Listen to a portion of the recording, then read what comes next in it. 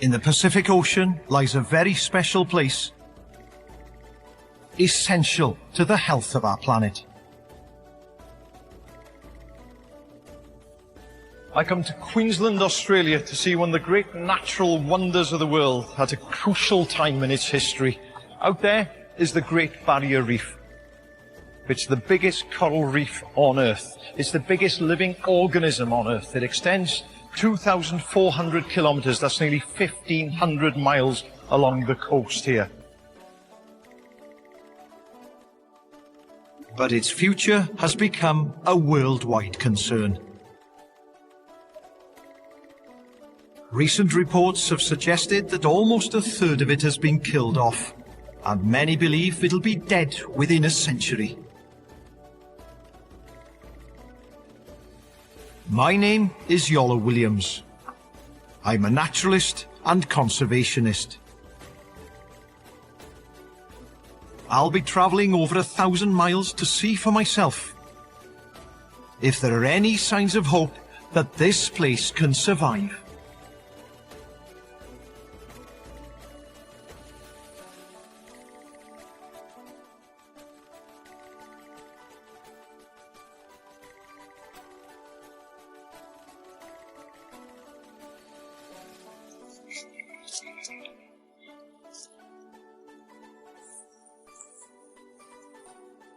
I've been invited to join a top team of experienced divers who know the reef well.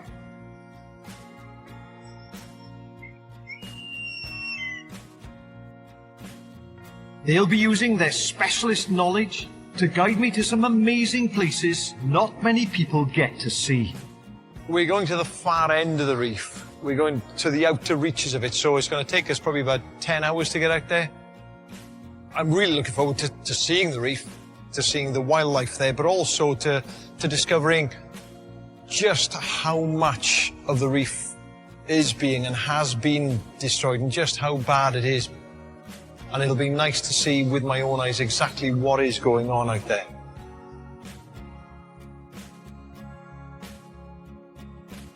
The Great Barrier Reef lies off the tropical northeastern coastline of Australia in the Coral Sea.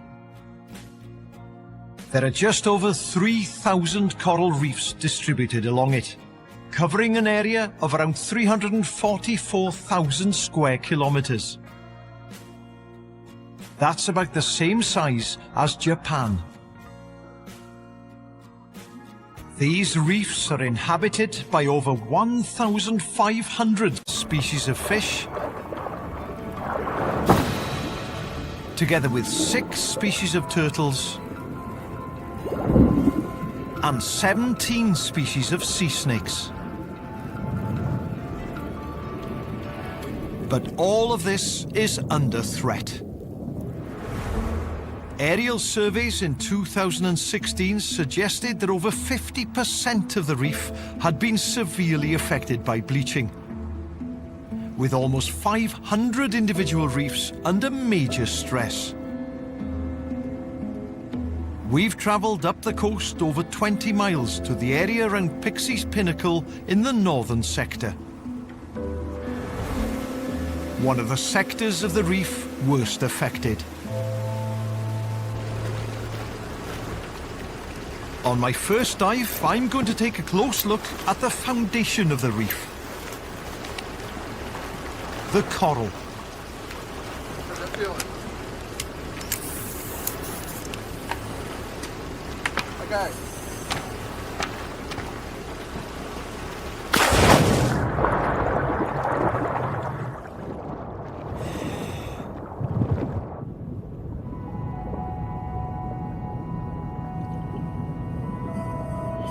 What an amazing view. Whoa.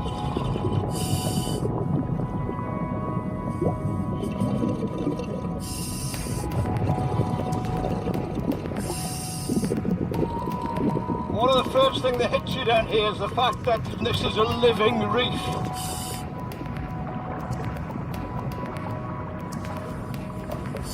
The Great Barrier Reef extends for 2,400 kilometres, and many people think that is just one long reef, but that's not true. It actually is made up of thousands of smaller reefs, and some of them are as small as this stack here, which comes up from the depths almost to the surface, and that means it's incredibly attractive to a whole host of wildlife.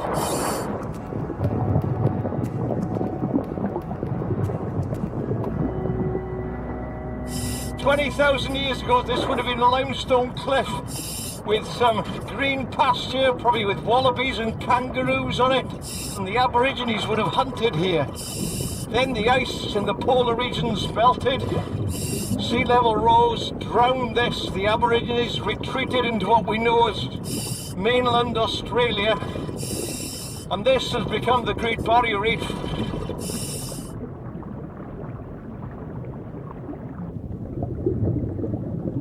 Over time, the perfect conditions have allowed coral to grow on these cliffs.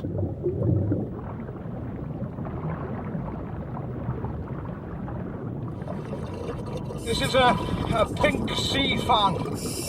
Really cool animal, really. And these grow at 90 degrees to the current. They're filter feeders. There's all this plankton you can see before me runs through. They filter that out to the water. It's ideally placed here too, in a kind of a cavern where the water rushes through. Plenty of food for it.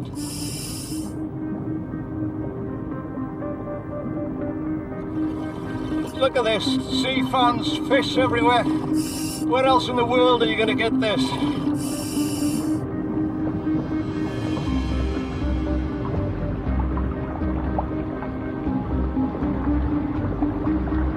Scientists initially mistook the coral reef for plants. In fact, they are polyps, small animals that look like upside-down jellyfish. These polyps are master builders, slowly converting chemicals in the water into limestone. The scaffolding of the reef.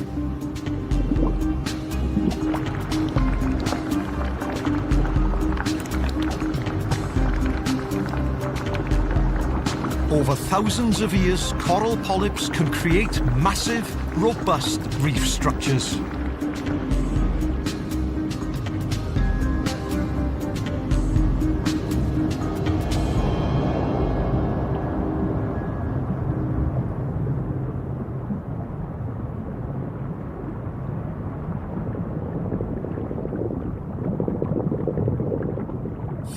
All these colours, all these patterns here, it's mind-blowing.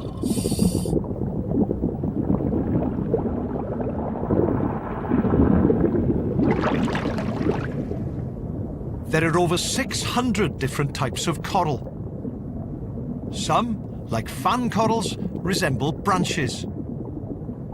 Others look like rocks. This is what they call a boulder coral, this one here. They can grow to be about the size of a small car, and they grow incredibly slowly. They're very hard corals too. And just this one here is probably hundreds of years old, and the biggest ones, who knows, they may well be 1,000 years old.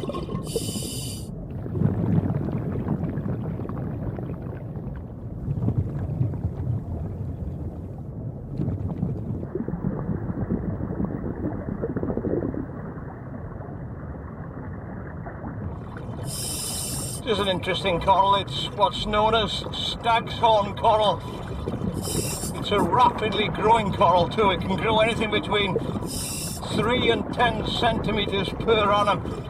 And as you can see, these small fish, they absolutely love it.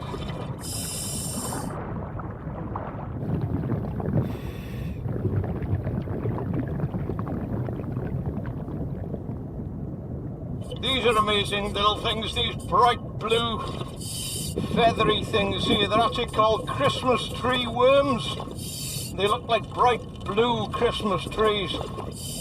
And that's just a part of the animal sticking out there, and they're filter feeding, taking food, taking nutrients out of the water. And if there's any threat coming by someone like me, then they disappear just like this.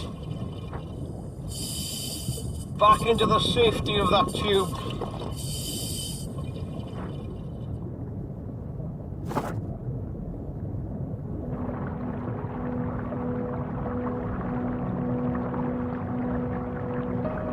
corals are totally dependent on algae that live within them.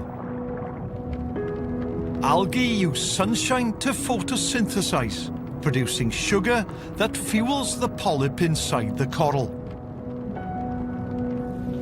There are several million single-cell algae living in just 1 square inch of coral.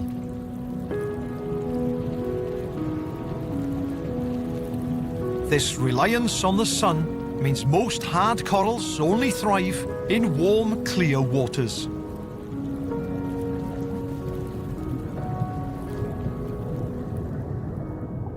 Over thousands of years, the stable temperature and water conditions here has provided the perfect environment for the Great Barrier Reef to thrive.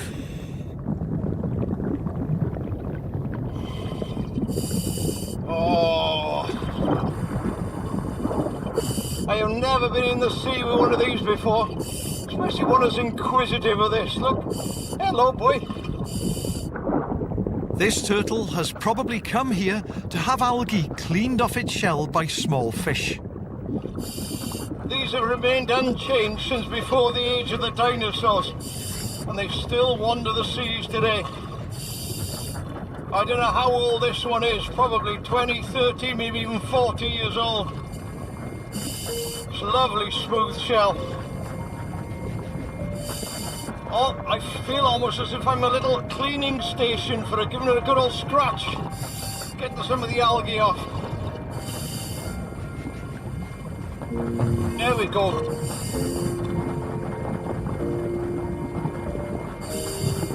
You can head off now. Go on then. Off you go.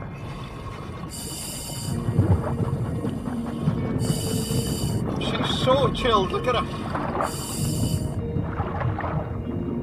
This sea turtle has come to feed on seagrass living between the reefs, and on jellyfish that eat the algae growing on the coral. This whole ecosystem is delicately balanced. Everything that lives here is reliant on healthy coral.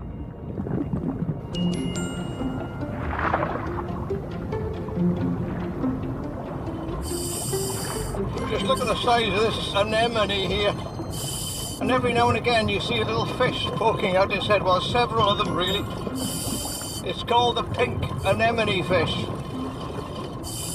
And what happens is that the female stresses out the male, hassles him constantly, and the chemicals then keep it as a male.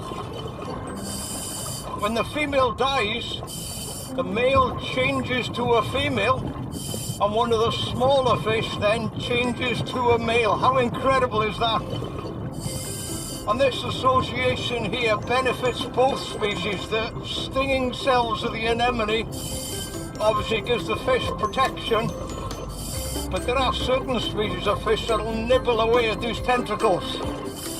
And the pink anemone fish will rush out in defense of their host.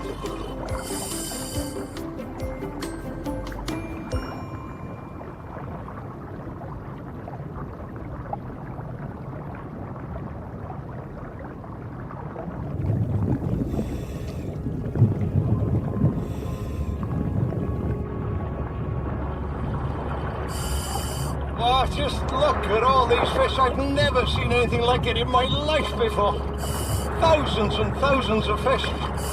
And all these small fish are feeding on plankton.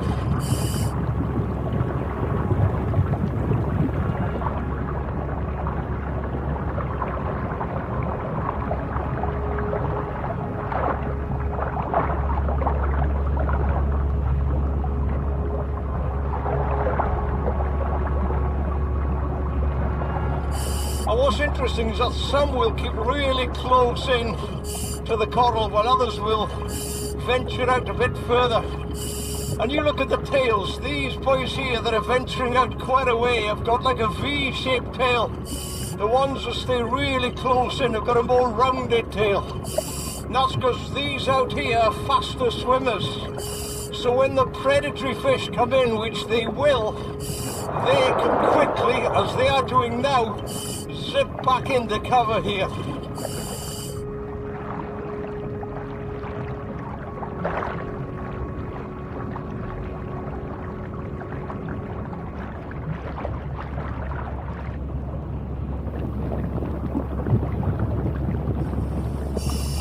Wow, look at this impressive looking fish. Barracudas have got a bad reputation, undeservedly so really. He's just hanging around off this stack waiting for an opportunity to dive in and try and get some of these smaller fish here.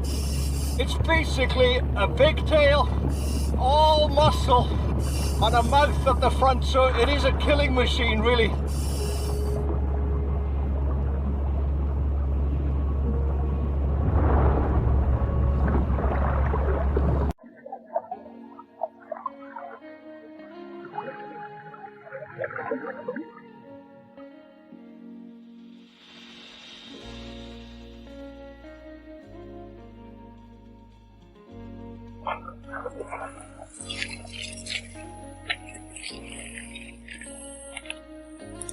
Whoa, that was absolutely amazing. Absolutely amazing. I was looking forward to it so much, and I'm a little bit worried I might be disappointed, but there's no way. It was like, the only way I can describe it is like diving into the biggest and the best aquarium you've ever seen. Absolutely amazing. Coral, colourful coral, different colours everywhere, and the fish were mind-blowing.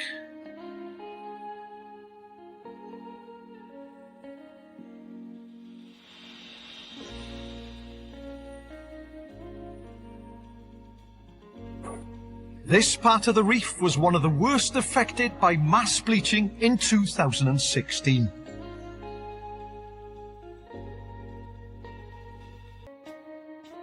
I came here expecting to see dead coral, but all I saw was healthy coral. It seems reefs can recover if the conditions are right. But this was only one dive.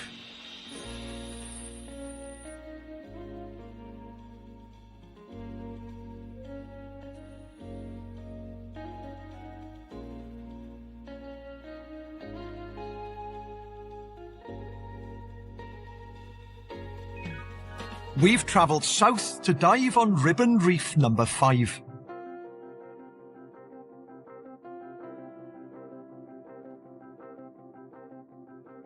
This will be my first opportunity to see what the reef is like at night.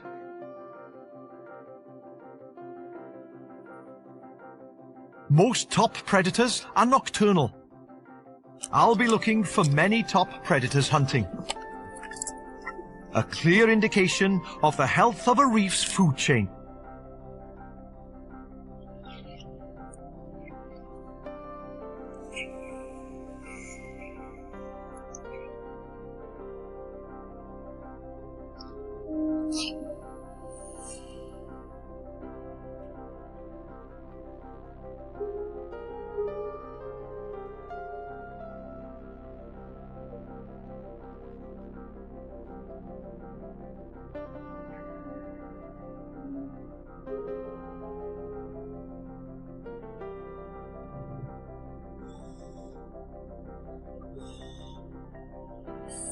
It's completely different here at night.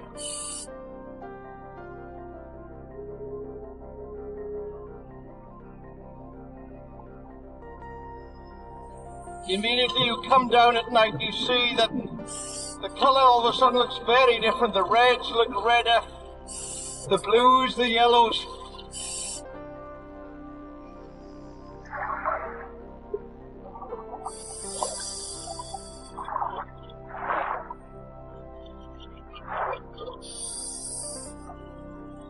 Wow, look at this.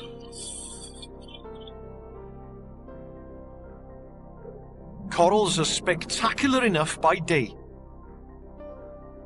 But under torchlight, their colours become even richer.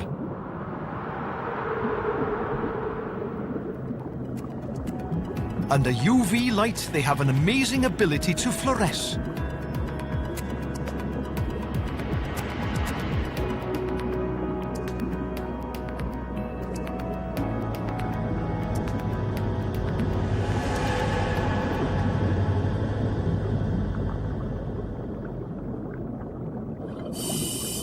Beautiful fish here, look at this. Probably one of the most beautiful fish on the reef. Got the lionfish. Beautifully marked colours all along the body. You can see all these, what look like feathers, they're actually spines, make it a very dangerous fish indeed to eat.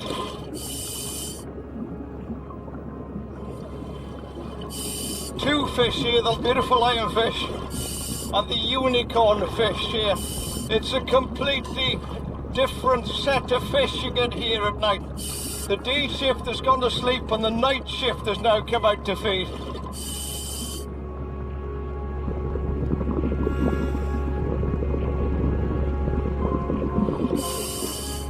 This is the fish I was really hoping to see in front of me here now. He's superbly well camouflaged. It's called a stonefish. It's the most venomous, the most poisonous fish in the world. It has 13 spines along its back with a double sac of venom below each spine. And if someone was to stand on that, the spines act as a kind of hypodermic needle and inject the venom into their skin.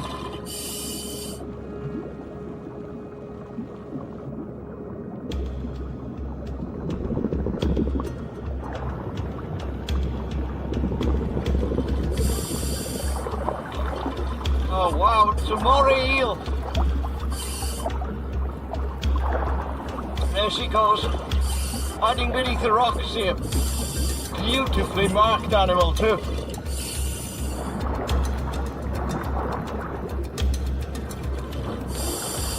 Look at the size on that.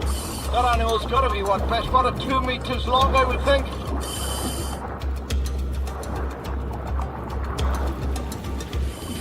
She's tucked herself right in there.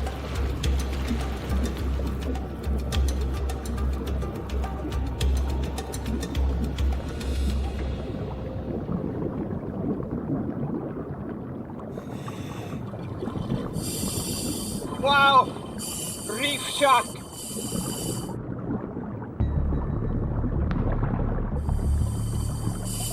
Just keeping his distance over there.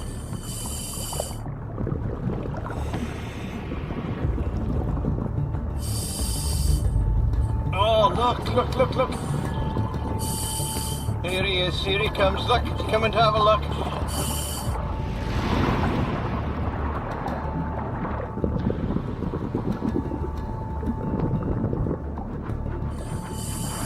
Look at that. Look at that. Coming right down underneath this. You're right beneath my fins. They're about 2.5 meter shark. Look at that. Look how sleek it is. What a beauty. They move through the water so gracefully. They make it look so easy. It makes me feel like a cumbersome ox down here. During the day, sharks are often found lying motionless on the reef. But by night, they transform into ruthless hunters, scouring the reef in packs in search of their prey. Oh yeah, here we go. Look, there are at least 3 sharks joining us now. 2 more, one down there and one's just gone off to my right. I think it's a party of sharks here now. Probably 4 or 5, maybe even 6.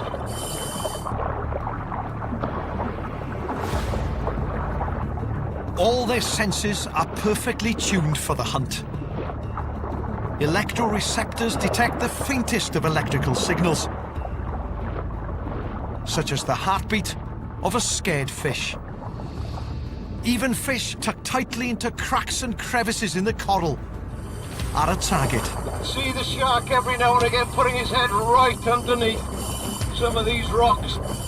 He's looking for sleeping fish to prey on. Look at that, right underneath me.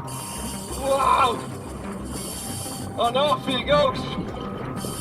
This really is their habitat down here. And this is their time of night as well, it's when they come out hunting.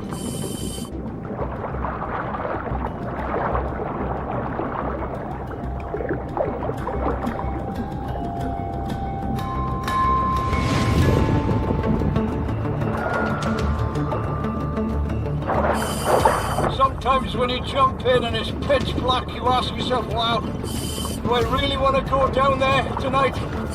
But look at this. When you do come, you see all of these things.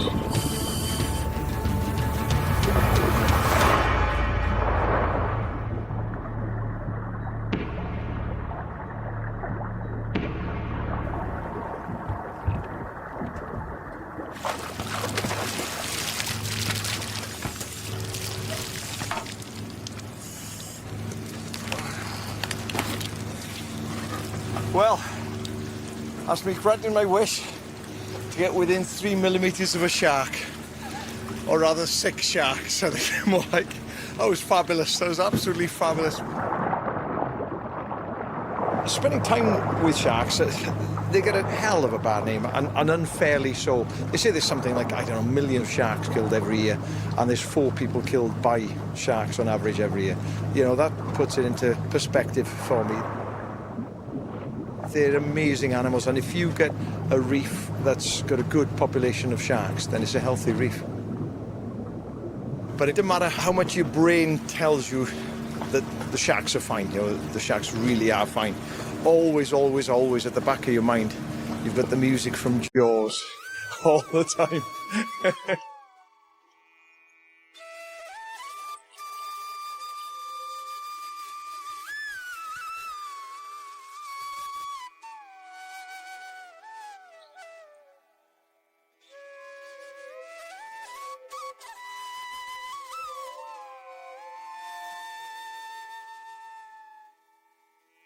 From what I've seen, the outer reefs have recovered well from the 2016 mass bleaching event. With healthy coral and many top predators feeding on a robust food chain. But the worst affected areas were on the coast. We've travelled 11 miles to Lizard Island to see how these coastal areas are today.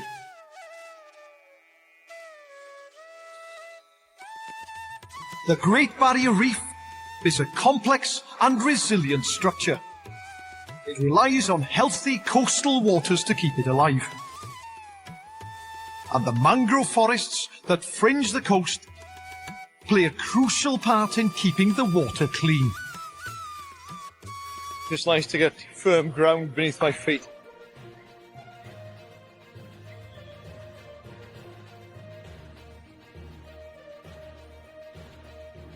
It's incredibly hot and humid underneath the canopy of this mangrove forest, and these mangrove trees are very specialist, one of the few species that can grow in salt water.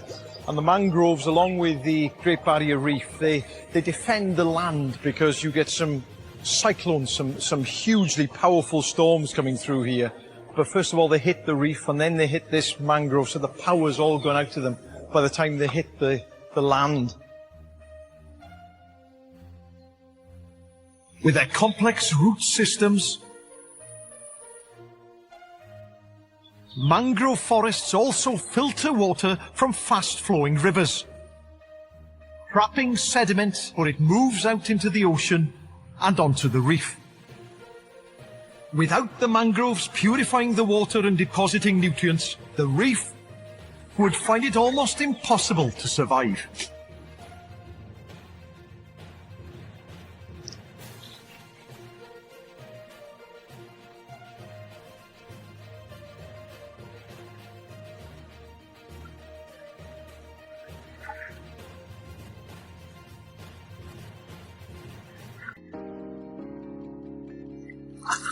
Oh wow, that's pretty cool. Thousands and thousands of little bait fish, small fish just hanging around outside the mangroves here. And once I get anywhere near them, they start to move in. And that's a real mass of branches and leaves there, so they can hide away pretty well. It's a good place for them because it's full of food as well. It's a very rich place. But it's the ideal nursery for these small fish before many of them decide, okay, I'm big enough now, I can head out onto the coral reefs out there.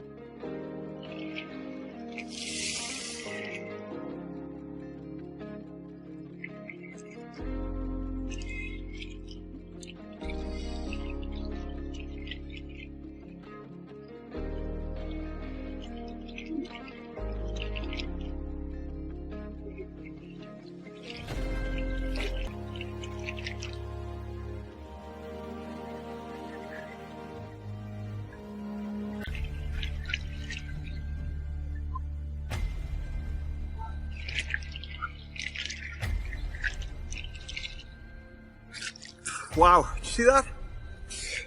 Following a shark, I think it was a tawny reef shark, a little bit too far away for me to see. Just heading its way out to the mangrove, slowly out into the sea, probably about 1.5 meters long, something like that, because the mangroves are a really important nursery for sharks too, particularly the blacktip reef sharks. Now, they'll probably be further in, the mangrove is more extensive in there. We've been told not to go up there, there might be a crocodile up there, but that's where there'll be small sharks, and as they grow, they get more confident, they'll start heading out then towards the reefs out here. But that was cool, that was nice to see.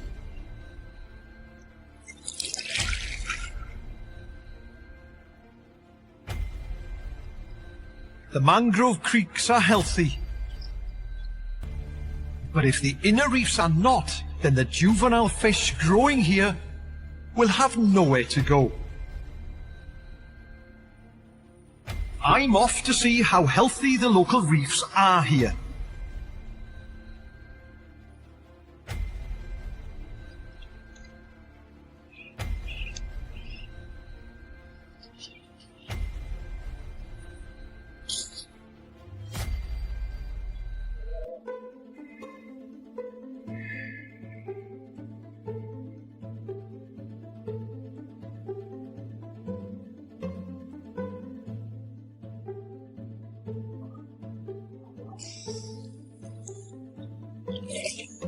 It's absolutely heartbreaking down here. It's the first time I've seen it like 100% kill. There's a lot of coral bleaching. Vast areas of it are just white. It's like coming to a coral graveyard. This is the most obvious sign that the reef here is under stress. The water temperature has increased too much, forcing the algae out of the coral, leaving the bleached white skeleton behind. Without the algae providing oxygen and nutrients, this coral will eventually die.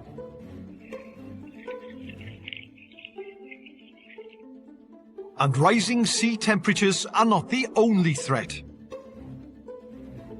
Coastal reefs are also vulnerable to the damage caused by local agriculture. And even the mangroves are powerless to stop it. Pesticide runoff from intensive farming methods flow into the sea, increasing the nitrogen level in the water. This can lead to outbreaks of one of the most damaging creatures to coral reefs. The crown of thorns starfish.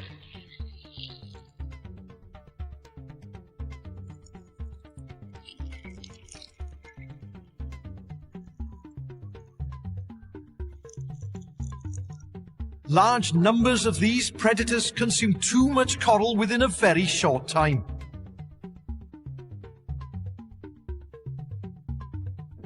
Giving the reef no chance to regenerate.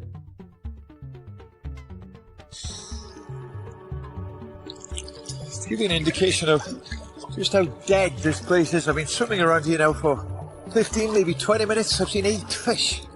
8 fish!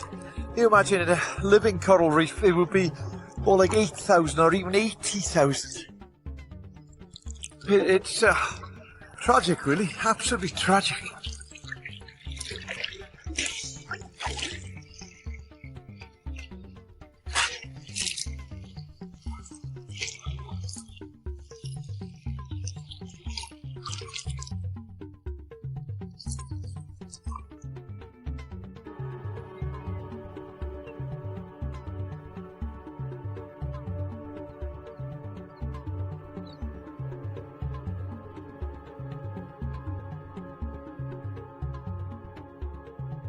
You know, I can't believe how naive I was when I first came out here, because ever since I was a young child I'd watched programmes on TV, read magazine articles, newspaper articles about the reef, taken a great interest in it, because it's one of the 7 natural wonders of the world after all.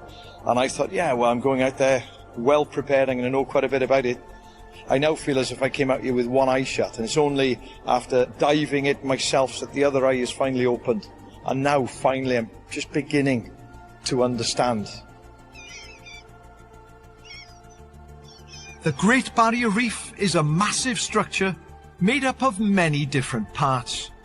Human impact on the planet is increasing the challenges it faces. Some areas are coping, whereas others are clearly not. And it's not only rising sea temperatures and water pollution that it has to cope with. We're travelling 15 miles down to Ribbon Reef number 10. A place known for cyclones. You're afraid of this is Aga on 167.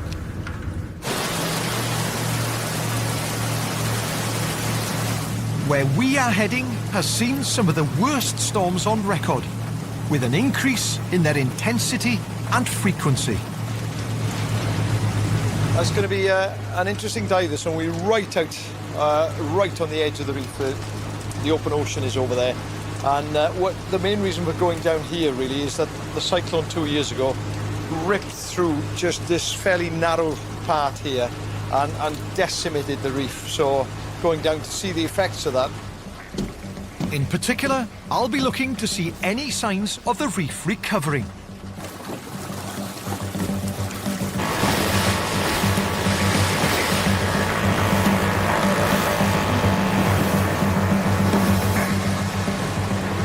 The big boat drifts in the strong currents, so we need to use this smaller one to get to the right place.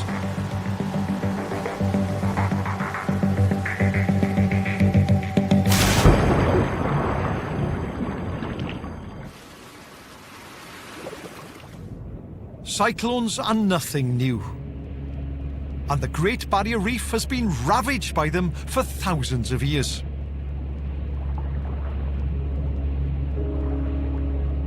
Occasional storms clear out the faster growing corals, allowing slower growing coral enough time to survive. This allows large, robust reef structures to be built. But scientists now believe that the frequency of these storms caused by rising temperatures in the atmosphere could cause permanent damage. Oh, look at this damage, look at this. Huge boulder coral here. Ripped apart, and these are strong things. This was ripped apart by the last cyclone a couple of years ago, and look at it. Just left it here for dead. It's devastating. It does look like a war zone in parts out here. What living coral still remained after the storm had passed has been killed off by a thick layer of sediment covering it. This has stopped the sun's rays from reaching the coral, preventing it from photosynthesizing.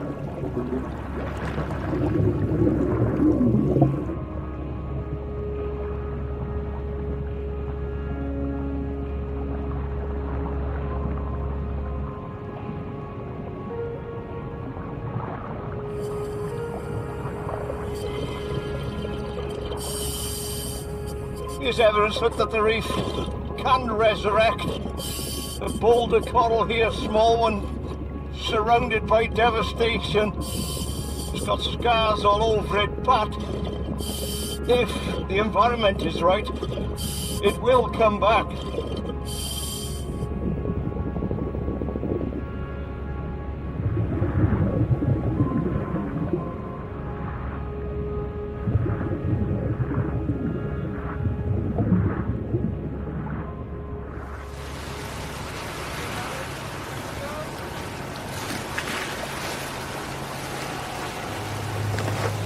The more I dive, the more you learn that the reef really is a living, breathing thing.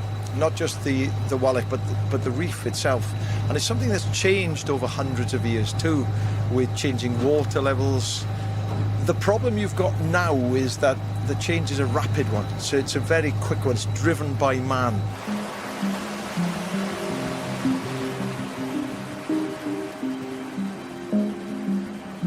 All of the reefs I've seen so far have developed over thousands of years.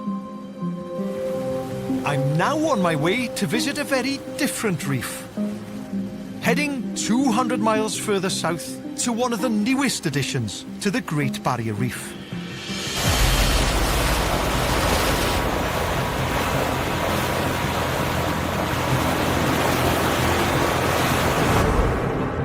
The English-built freighter, the SS Yongala, sank in a storm 13 miles off the coast of Queensland just over 100 years ago.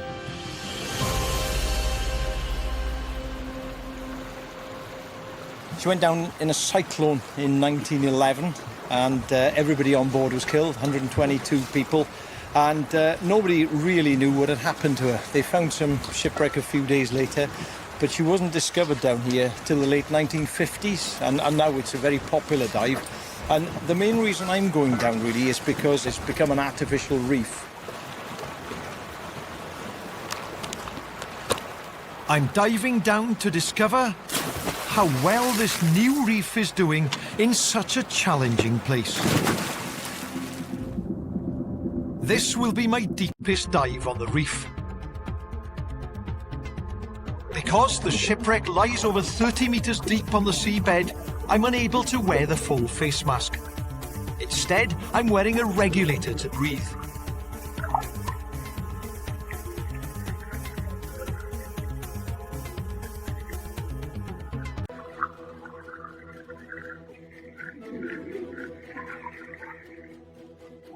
Lying in the middle of a shipping channel, the SS Yongala is the only solid structure for miles around. Despite the depth, bright sunlight can pierce all the way down. Swirling currents bringing plankton for the sea fans to feed.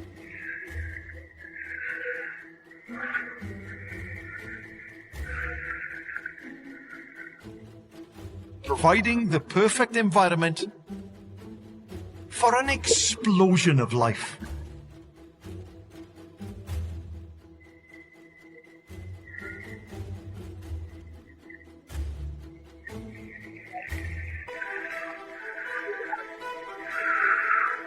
It feels like this reef has been here for thousands of years. But in fact, cyclones regularly destroy it. In a very short time, the coral grows back and the wildlife returns.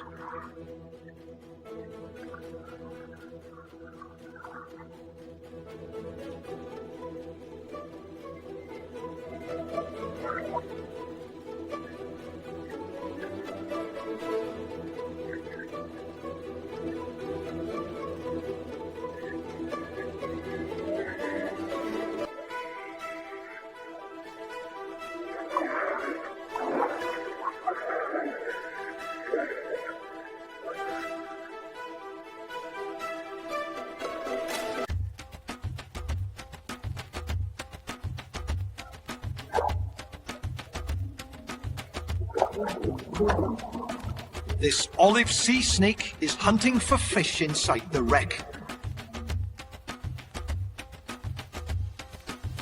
It's one of the most venomous snakes on the planet.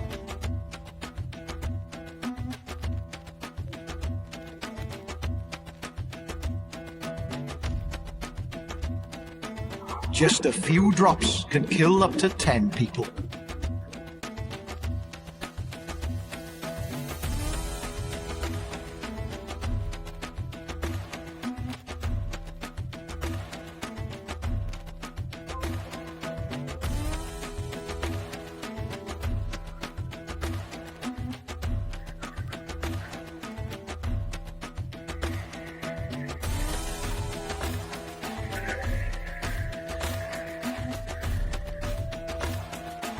The Great Barrier Reef has taken a man-made structure, transforming it into an established part of the reef. Every surface of the old ship has been covered with coral.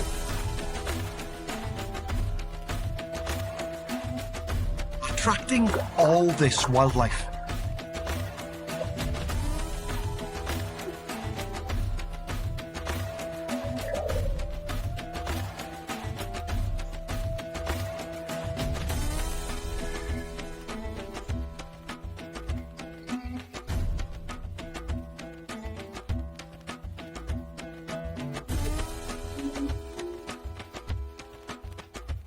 Amongst all of the colours, I see something dark gliding in through the shadows.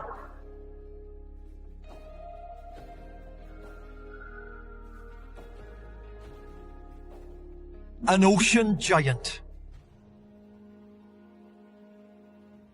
I'm dwarfed by this huge black bull ray. The bigger brother of the stingray.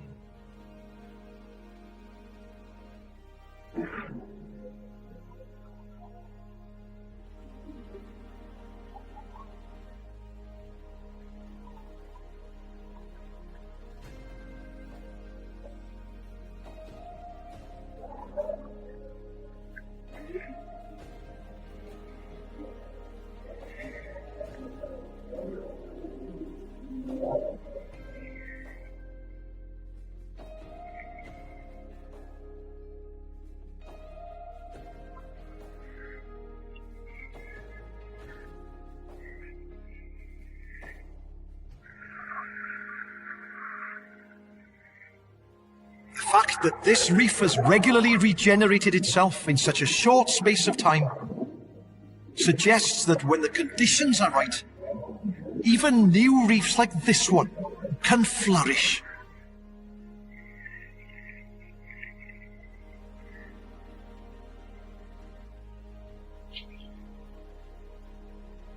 It's amazing thing that is an artificial reef. You know, it's a ship, and it's got covered in wildlife, and it really raises your spirits when you think that after a cyclone, a lot of that will be killed, a lot of that will be wiped off, but it keeps coming back. You know, nature keeps coming back, and I think that's the lesson there. One of the best dives of my life. Amazing, amazing dive.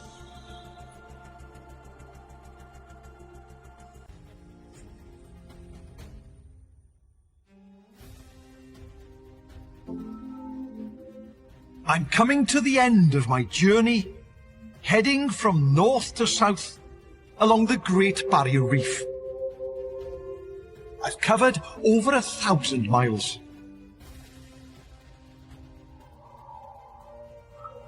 What I've seen is that a healthy reef needs a combination of different factors, all working in harmony.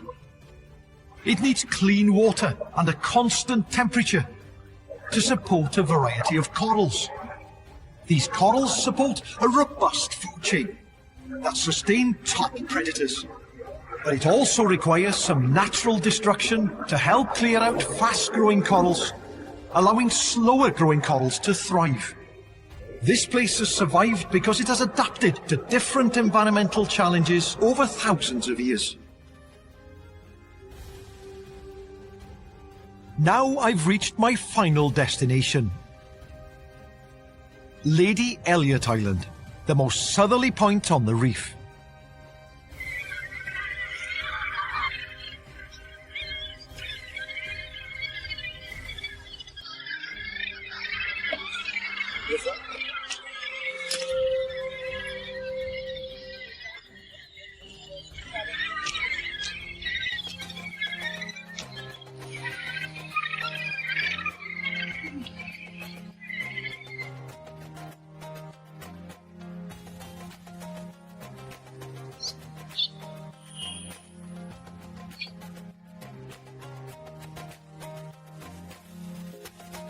This is my final dive, in a very different habitat to what I've experienced so far.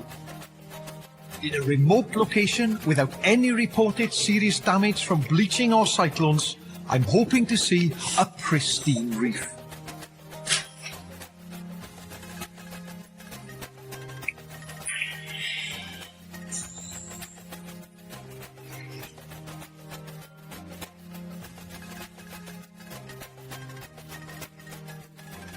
The water depth here is only 14 meters, but the reef looks like an alien planet.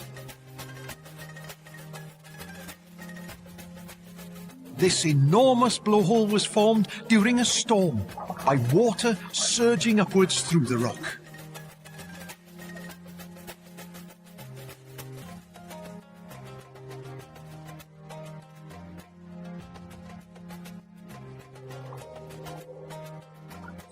Look at this place.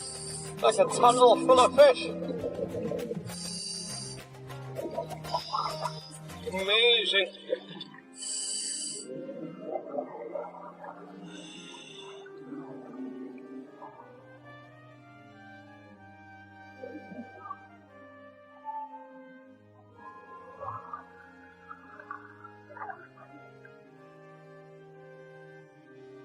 This water is the richest I've seen yet.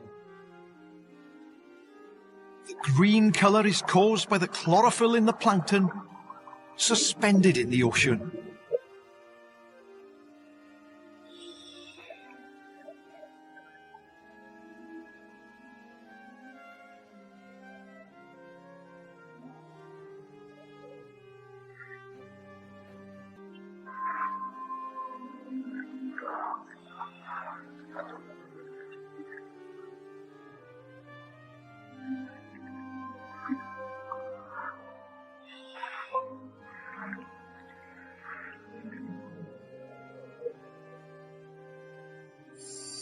The reef here is full of these small fish, thousands and thousands of them.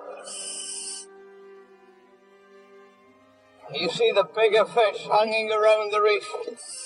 Every now and again, these are trevallies, every now and again they'll dash in, causing panic amongst the smaller fish and hoping to disorientate one or two, isolate one or two so they can dash in and get a good mouthful.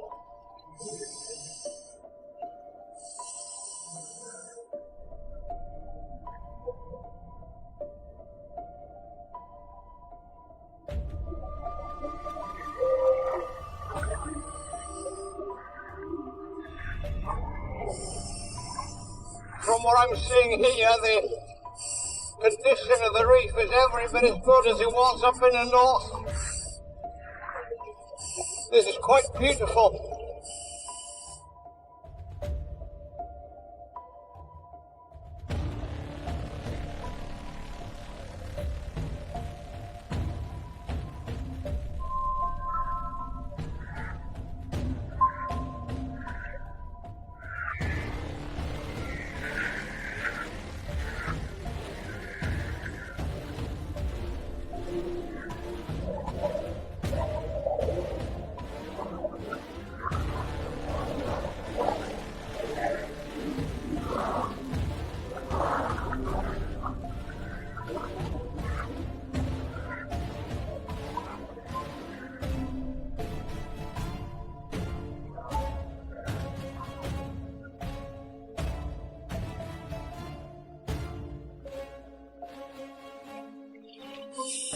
Whoa, look at this.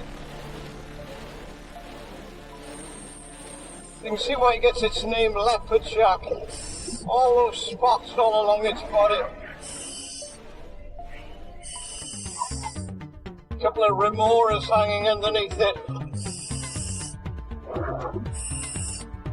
Beautiful, beautiful animal. Look at him. Gracefully climbing up, coming right past me, having a good look.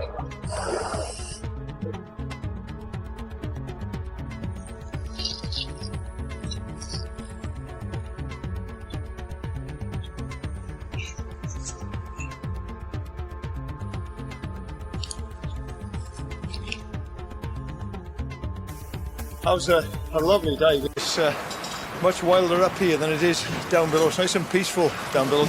And thousands of fish. Just the whole reef is just covered in fish. Lovely day, beautiful day.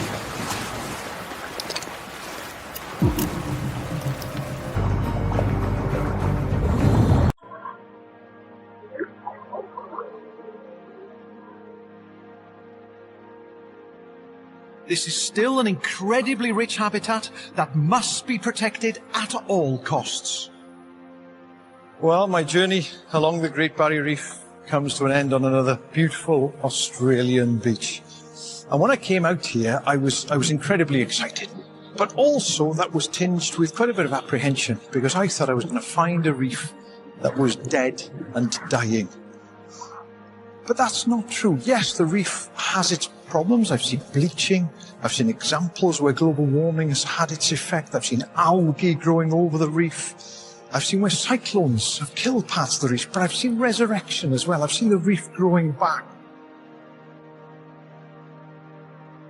The reef is an amazing survivor. But it may not be able to cope with the rapid changes we are causing in the oceans. Recent scientific reports suggest sea temperatures are rising and will continue to do so if we don't slow down the pace of global warming. A further 1 degree rise will almost certainly result in the loss of everything I've just seen within this century.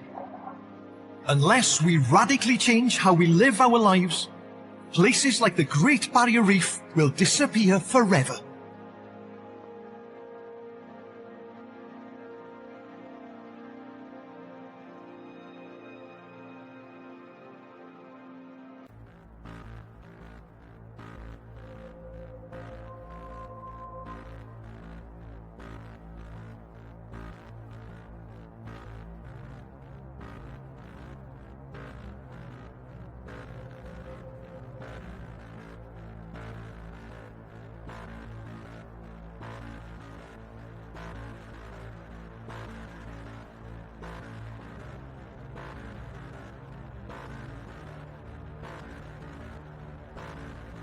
So, see more of our stunning planet while you still can with David Attenborough. Box sets of both series of Blue Planet and Planet Earth alongside Frozen Planet on BBC iPlayer.